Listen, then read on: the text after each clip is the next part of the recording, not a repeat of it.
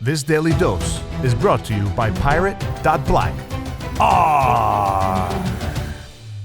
In reality, what we're doing in the privacy space is seeking something very primitive and something very natural that you see all over nature. So what we're doing here is nothing more, again, than seeking shelter in the digital space. Trust is nothing more than the process of opening up one's private life. You can't force trust on someone. You can't do that. Trust is something voluntary.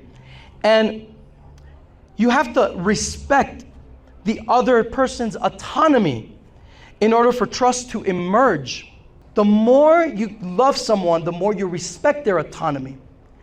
And so, very important, guys, is to know is that is why a tyrannical invasion of privacy, is the deepest form of aggression against our very essence within our own personhood.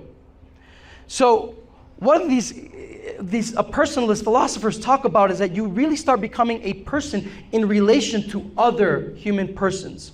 That is where personhood births, it becomes. And the beautiful thing is that privacy is in fact the starting point of personhood. Okay? Because you need to have something that is yours and uniquely yours to be able to give the other person. Okay? Think about the most intimate of relationships you have, your best friend, person you love most, and you'll notice that there's a dynamic of faith, hope, and love within it. You have faith in this person. You hope, in other words, you're awaiting a response from this person. You love this person waiting to be loved by this person, to be as the beloved. So this is something that in the digital space right now, what we're seeing is that they're depersonalizing us in the digital space right now because it lacks privacy, because it lacks shelter. And that's why we talk about people on the internet just being consumed by it and being easily driven to have this horde mind mentality of so much hate.